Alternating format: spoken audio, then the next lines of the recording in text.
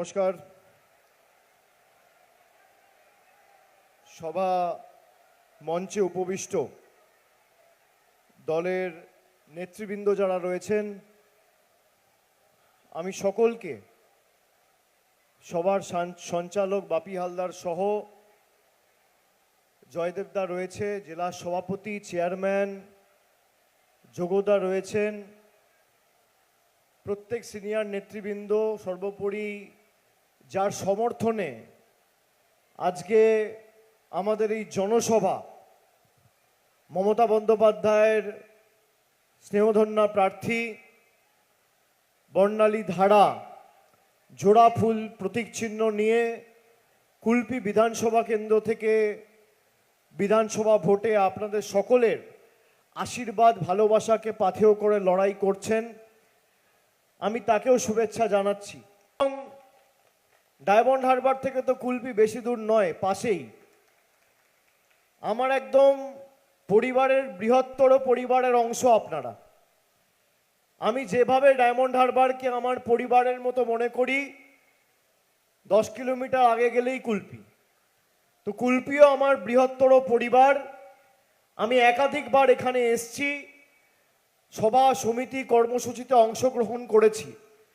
আপনাদের কাছে যখন যা প্রয়োজনীয়তা পড়েছে, ছেলের মতো চেয়েছি। আপনারা ভালোবাসা, কৃতজ্ঞতার ঋণে আবদ্ধ করে আমাকে বারে বারে আশীর্বাদ করেছেন, কোনোদিন খালি হাতে ফেরাননি। আমি কুলপিবাসীর কাছে কৃতজ্ঞ। আমি আপনাদের যতদিন আছি, আমার শরীরের সীমাবদ্ধ সামর্থ্যটুকু যতটুকু রয়েছে, আমি আজীবন আপনাদের জন্য কাজ করব, আমি এই কথা দিয়ে যাচ্ছি। আগামী নির্বাচনে আমাদের এখানের প্রার্থী যোগদা দীর্ঘদিন ধরে এখানে মমতা বন্দ্যোপাধ্যায়ের প্রথম দিনের সৈনিক, সিপিএমের বন্দুকের বিরুদ্ধে লড়াই করে তিনি প্রথম জোড়া ফুল ফুটিয়েছিলেন এই কুলপি বিধানসভায়। তার গাইডেন্সেই লড়াই হবে। তিনি সম্মানীয় এবং দল তাকে নিশ্চিতভাবে জনপ্রতিনিধি হওয়াই সব কিছু নয়। দলের জন্য আমরা কেউ এমএলএ হয়েছি, কেউ এমপি হয়েছি। দল তাকে বৃহত্তর দায়িত্ব দিয়ে আগামী দিন কাজে লাগাবে এবং আপনারা সকলে এই লড়াইয়ে বর্ণালীকে সাহায্য সহযোগিতা করবেন। কুলপি বিধানসভা কেন্দ্রে যে কাজগুলি হয়েছে, আমাকে এখানে আসতেই বাপি বলছে, দাদা এটাকে স্টেডিয়াম করতে হবে। আমি বললাম আগে আসতে দে, বসতে দে। এখানে স্টেডিয়ামের আপনাদের দাবি রয়েছে। আমি চেষ্টা করব সরকার তৈরি হওয়ার পরে, আমি মিথ্যে কথা বলি না, করে দেবো, হয়ে যাবে বলে তারপর বোকারটা পাত্তা নেই, আমি সে রাজনীতি করি না। আমি ভেবেচিন্তে কথা দিই, আর কথা দিলে কথা রাখি। আমি চেষ্টা করব সরকার তৈরি হওয়ার পরে আপনাদের এই দাবি নিয়ে মুখ্যমন্ত্রীকে অনুরোধ করে যত দ্রুত সম্ভব কিছু একটা করার। এখানে করঞ্জলি পঞ্চায়েতের করঞ্জলি খালের উপরে একটা নতুন সেতু তৈরি হয়েছে। আগে কাঁচা সেতু ছিল, অ্যাম্বুলেন্স বা গাড়ি যাতায়াত করতে পারতো না। এবং এখানে করঞ্জলির সাথে রামকৃষ্ণপুর জিপি, বেলপুকুর জিপি, নিশ্চিন্তপুর এবং দাসপাড়া খুব সহজেই এখন পেরিয়ে গিয়ে সরাসরি 117 নম্বর যে হাইওয়ে রয়েছে, সেখানে সাধারণ মানুষ আসতে পারেন বা পৌঁছাতে পারেন। 117 নম্বর হাইওয়ের পাশেই বেলপুকুর স্বাস্থ্য কেন্দ্র রয়েছে এবং সেখানে নতুন বিল্ডিং তৈরি হচ্ছে। বেলপুকুর, গাজীপুরের একাধিক মানুষ, পরিবারের একাধিক এলাকার মানুষ এর কারণে উপকৃত হবে। কুলপি বিধানসভা জুড়ে সেচ ব্যবস্থার উন্নয়ন এবং উন্নয়নের কাজে বিশেষ জোর দেওয়া হয়েছে। বিধানসভা জুড়ে ছোট বড় সমস্ত খালগুলি প্রায় সংস্কারের কাজ কিছু জায়গায় চলছে, কিছু জায়গায় ইতিমধ্যেই শেষ হয়েছে। ফলে রামকৃষ্ণপুর, ঈশ্বরীপুর, বেলপুকুর, কুলপি জিপির কয়েক হাজার মানুষ উপকৃত হয়েছেন। এখানে বিজেপির যিনি প্রার্থী হয়েছেন, বিজেপির প্রার্থী কে এখানে?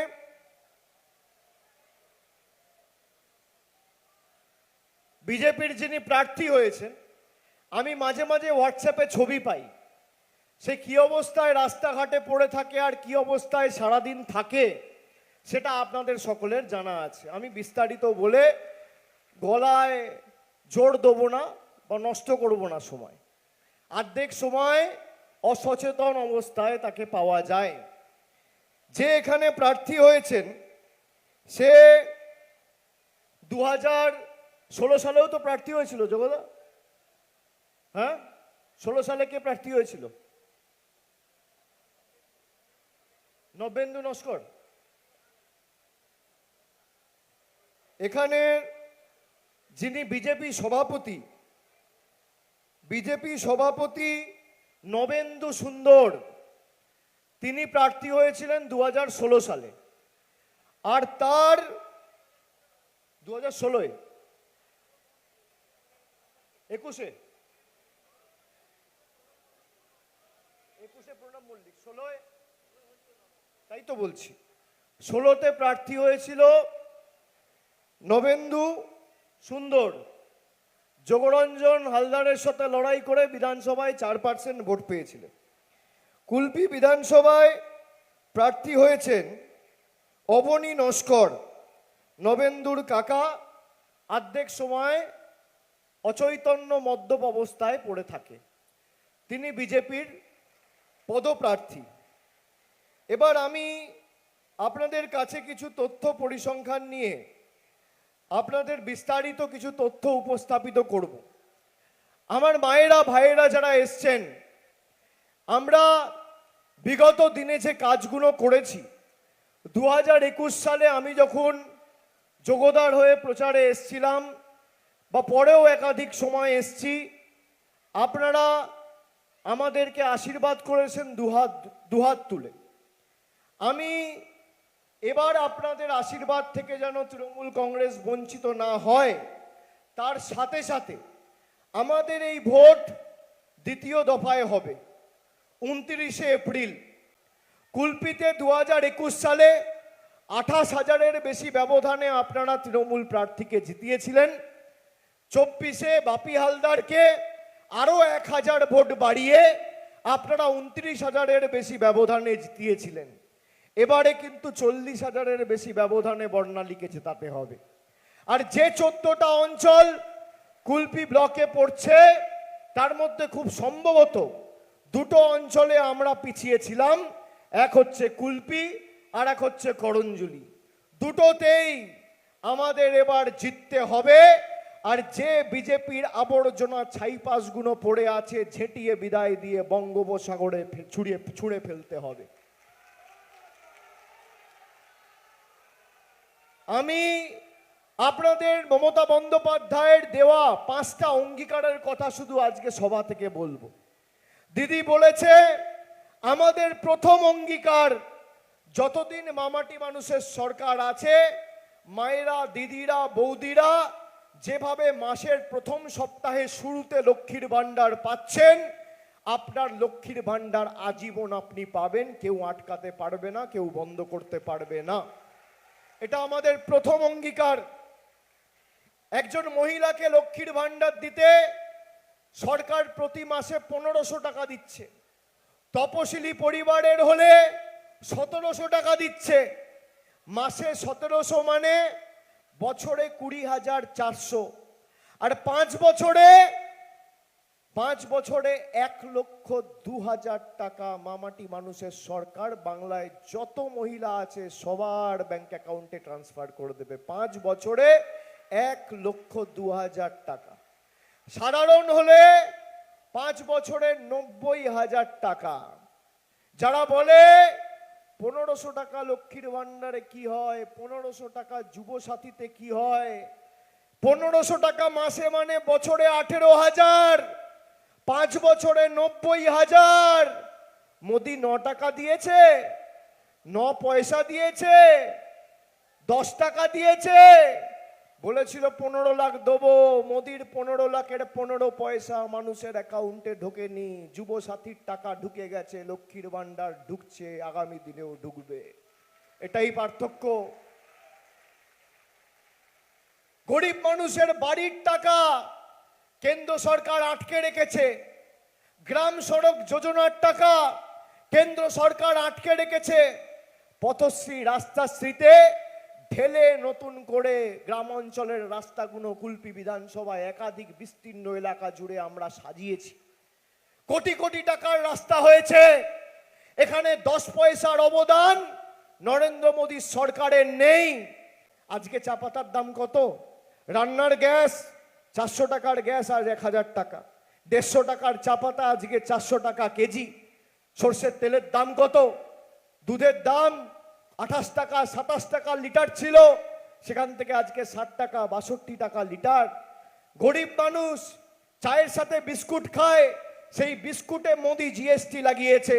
আর বড় লোকরা হিরে কেনে ডায়মন্ড, ডায়মন্ডে জিএসটি নেই। মায়েরা রান্নায় জিরে ব্যবহার করেন, জিরেতে জিএসটি আর হিরেতে জিএসটি নেই। এই হচ্ছে মোদি সরকারের প্রকৃত স্বরূপ। দেশটাকে শেষ করে দিয়েছে। যখন ইচ্ছা নিজের মর্জি মাফিক গরিব মানুষদের লাইনে দাঁড় করিয়ে দিয়েছে। হঠাৎ মনে হলো আজ ঘোষণা করে দিলাম নোটবন্দি, 140 কোটি মানুষ লাইনে দাঁড়িয়ে গেল। কি সুন্দর। হঠাৎ মনে হলো আজকে লকডাউন, ঘোষণা করে দিলাম, 140 কোটি মানুষ লাইনে দাঁড়িয়ে গেল। হঠাৎ মনে হলো আজকে ঘোষণা করে দিলাম এসআইআর হবে, আবার সেই গরিব মানুষগুলোকে লাইনে দাঁড় করিয়ে দিলাম। কখনো এলপিজির নামে লাইন, কখনো এসআইআর এর নামে লাইন, কখনো নোটবন্দির নামে লাইন, কখনো ভোটবন্দির নামে লাইন, কখনো লকডাউনের নামে লাইন। আগামী 29 তারিখ এই লাইনে দাঁড়িয়ে এই লাইনের বিরুদ্ধে জবাব দিতে হবে। যারা লাইনে দাঁড় করিয়ে আমাদের নিপীড়িত, বঞ্চিত, শোষিত, অত্যাচারিত, অবহেলিত, অত্যাচারিত করে রেখেছে, সেই মোদি বাবুকে লাইনে দাঁড়িয়ে এই জবাবটা দিতে হবে। খালি বর্ণালীকে 40,000 ভোটে জেতালে হবে না। লড়াই শুধুমাত্র মমতা বন্দ্যোপাধ্যায়কে মুখ্যমন্ত্রী করার লড়াই নয়, লড়াই শুধু তৃণমূলকে জেতানোর লড়াই নয়, লড়াই খালি জোড়া ফুলকে জয়যুক্ত করার লড়াই নয়। এই নির্বাচন প্রতিবাদের নির্বাচন, প্রতিরোধের নির্বাচন, প্রতিশোধের নির্বাচন। যারা আমাদের অপমানিত করেছে, বাংলাদেশি রোহিঙ্গা বলে দাগিয়ে দিয়েছে, তাদেরকে যোগ্য জবাব দেওয়ার নির্বাচন, উচিত শিক্ষা দেওয়ার নির্বাচন, জামানত বাজেয়াপ্ত করার নির্বাচন, প্রতিরোধের নির্বাচন, প্রতিশোধের নির্বাচন, প্রতিরোধের নির্বাচন। এই নির্বাচনে আমাদের সবাইকে এক থাকতে হবে। কষ্ট হলেও, গরম পড়লেও, বৃষ্টি হলেও, ঝড় জল হলেও লাইনে দাঁড়িয়ে জোড়া ফুলের বোতামটা টেপা মানে বহিরাগতদের জামানত বাজেয়াপ্ত করা। আর যেদিন ভোট বাক্স খুলবে সেদিন যেন বহিরাগত জমিদাররা বুঝতে পারে যে কুলপি আর দক্ষিণ 24 পরগনার মানুষ অন্য ধাতুতে গড়া। এখন বিজেপির নেতারা বিভিন্ন জায়গায় ফোন করছে, দিল্লি থেকে তৃণমূলের লোকেদের বলছে এজেন্ট হয়ে বসবে, টাকা দেবো। আমি আপনাদের বলি, যদি কেউ ফোন পান বা দিল্লি থেকে টাকার অফার দেয়, টাকাটা নিয়ে নেবেন। এই টাকাটা আমাদের, এই টাকাটা বাংলার টাকা, গরিব মানুষের টাকা, খেটে খাওয়া শ্রমিকের টাকা, কৃষকের টাকা। এই টাকা কারোর পৈতৃক সম্পত্তি নয়। পদ্ম ফুলের থেকে টাকা নেবেন আর জোড়া ফুলে ভোট দেবেন, জোড়া ফুলের হয়ে ভোট করবেন। যে যে ভাষায় বোঝে তাকে সেই ভাষায় জবাব দিতে হবে। আপনি দেখুন আজকে রান্নার গ্যাসের দাম 1000 টাকা। আমার কথা মিলিয়ে নেবেন, আমি যা বলি তা হয়, আমি ভেবে কথা বলি। বাংলার নির্বাচনের জন্য খালি রান্নার গ্যাসের দাম বাড়াচ্ছে না। যেদিনকে বাংলার নির্বাচন শেষ হবে 29শে এপ্রিল, 30 তারিখ এই 1000 টাকার গ্যাসটা সোজা গিয়ে 2000 টাকায় গিয়ে দাঁড়াবে। 100 টাকার পেট্রোল 200 টাকায় গিয়ে দাঁড়াবে, 90 টাকার ডিজেল 180 টাকায় গিয়ে দাঁড়াবে। আপনি লিখে রাখুন আমার নাম দিয়ে, আজকের তারিখ দিয়ে, 30 তারিখ মিলিয়ে নেবেন। কেন্দ্র সরকার হঠাৎ করে পেট্রোলের 5 টাকা দাম কমিয়েছে বাংলার নির্বাচন বলে। এখানে ক্যামেরা আছে, আমি চ্যালেঞ্জ করছি, বিজেপির নেতাদের যদি সত্যি সৎসাহস থাকে তাহলে চ্যালেঞ্জটা গ্রহণ করবেন। আপনাদের যদি সত্যি লক্ষ্য ঠিক থাকে, মানুষকে পরিষেবা দেওয়াই যদি আপনাদের উদ্দেশ্য থাকে, তাহলে কালকে প্রধানমন্ত্রী সহ ক্যাবিনেটের সব মন্ত্রীরা সাংবাদিক বৈঠক করুন, করে বলুন আগামী 1 বছর আমরা গ্যাস, পেট্রোল, ডিজেলের দাম বাড়াবো না। যদি মানুষকে কথা দিয়ে আপনারা কথা দিতে পারেন, আর যদি সাংবাদিক বৈঠক করে মানুষকে কমিটমেন্ট দিতে পারেন, তৃণমূল 291টা বিধানসভা থেকে প্রার্থীপদ প্রত্যাহার করে নির্বাচনে অংশগ্রহণ করবে না, এত বড় কথা বলে দিয়ে যাচ্ছে। এদের পুরোটা ভাওতাবাজি, পায়ের নখ থেকে মাথার চুল সব 2 নম্বরই। আপনি আপনার পাড়া এলাকায় গিয়ে দেখবেন কোনো ভদ্রলোক, সভ্য লোক, শিক্ষিত লোক, মার্জিত লোক বিজেপি করে না। ওই প্রার্থী থেকে শুরু করে যারা বিজেপি করে, যত 2 নম্বরই মদ, মাতাল, চোর, চিটিংবাজ, গাঁজাখোর, পাতাখোর, মদ্যপ, সব বিজেপিতে। ভদ্র সভ্য লোক বিজেপি করে না, যত 2 নম্বরই সব বিজেপিতে। তাই আগামী দিন তৃণমূল কংগ্রেস থাকলে আমি যেমন একটা প্রতিজ্ঞা বললাম, আরো 4টে প্রতিজ্ঞা বলি। দিদি বলেছে যতদিন আমরা থাকবো আজীবন আপনারা লক্ষ্মীর ভান্ডার পাবেন।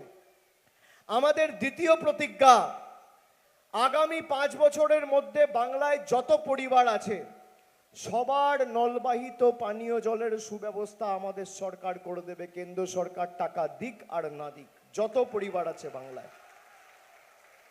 তৃতীয় প্রতিজ্ঞা, ডায়মন্ড হারবারে যেমন সেবাশ্রয় হয়েছে, এখানেও দুয়ারে স্বাস্থ্য ক্যাম্প হবে। মমতা বন্দ্যোপাধ্যায় সরকার করবে, প্রত্যেকটা ব্লকে, টাউনে আলাদা করে দুয়ারে স্বাস্থ্য শিবির তৈরি করবে আমাদের সরকার। চতুর্থ প্রতিজ্ঞা, যত বয়োজ্যেষ্ঠ প্রবীণ মানুষরা রয়েছেন যারা বার্ধক্য ভাতার জন্য আবেদন নিবেদন করেছেন, সরকার তৈরি হলে অন্য জেলার হয়তো 1 মাস দেরি হতে পারে, দক্ষিণ 24 পরগনায় আমি আছি, আপনাদের কারোর ভাই, বন্ধু, সন্তান যতদিন আমি আছি অগ্রাধিকার দক্ষিণ 24 পরগনা পাবে। এবং 6 মাসের মধ্যে যত বয়স্ক ভাতা, বয়োজ্যেষ্ঠ বার্ধক্য ভাতা অ্যাপ্লাই করেছেন, ডিসেম্বরের 31 তারিখের মধ্যে সবার অ্যাকাউন্টে বার্ধক্য ভাতার টাকা ঢুকে যাবে। পঞ্চম, 4টে বললাম।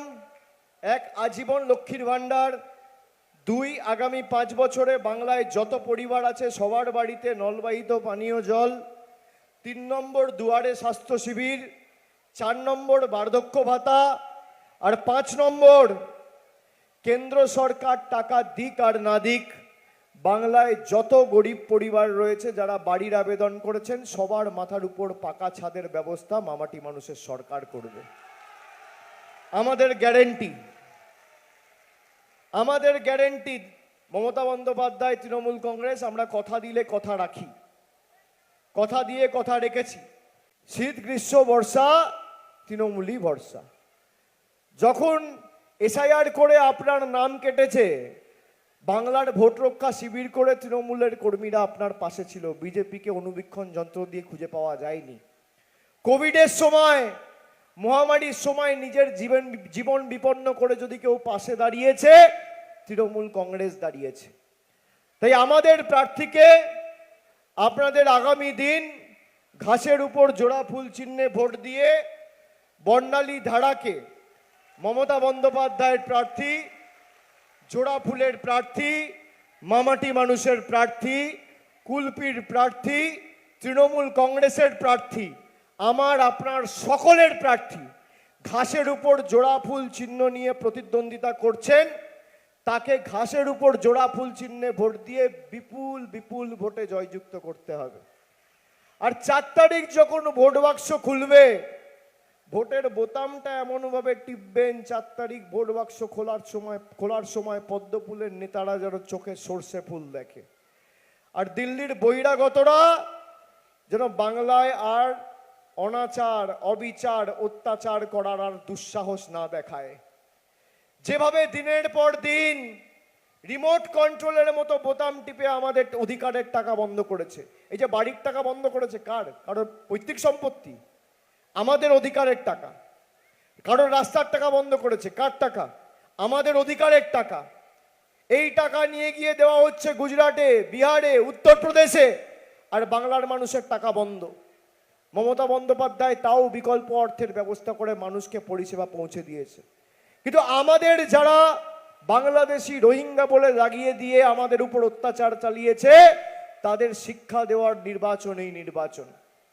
আর যে বুথে, যে অঞ্চলে যদি কেউ ভুল পথে পরিচালিত হয়ে বিভ্রান্তির শিকার হয়ে বিজেপিকে ভোট দিয়েছে, তাদেরকে বলুন পদ্ম ফুলে দিলে ছাপ, ঘরে ঢুকবে কেউটে সাপ। এদেরকে ভোট দেওয়া আর খাল কেটে কুমির আনা এক। বিজেপিকে ভোট দিলে আপনার চোখের জল নেমে আসবে, তৃণমূলকে ভোট দিলে আপনার মুখে হাসি ফুটবে। সিদ্ধান্ত আপনাকে নিতে হবে।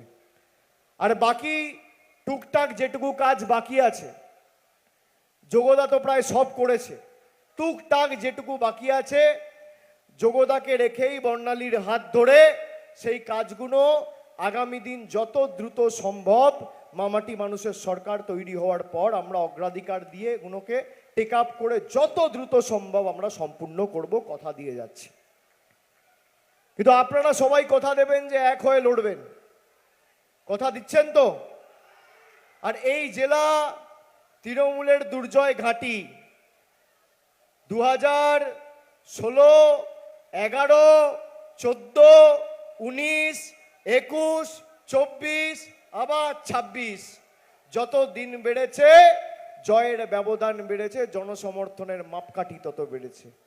আগামী দিন জয়ের ব্যবধানটা 40 করবেন।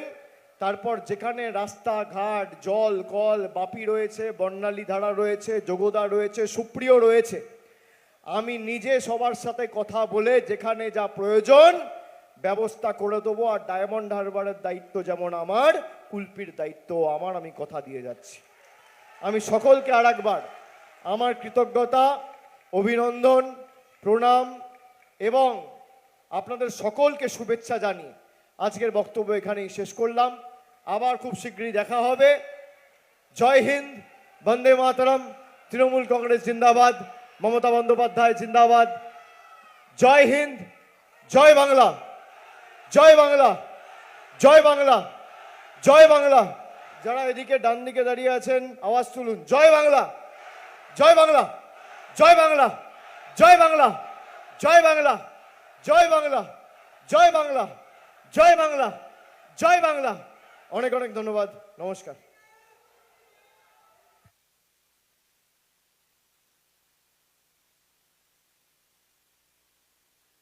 ধন্যবাদ আমাদের প্রিয় সাংসদ, প্রিয় নেতা, আমাদের সকলের হৃদয়ের হৃদস্পন্দন, আমাদের সকলের প্রিয় নেতা অভিষেক বন্দ্যোপাধ্যায় মহাশয়কে।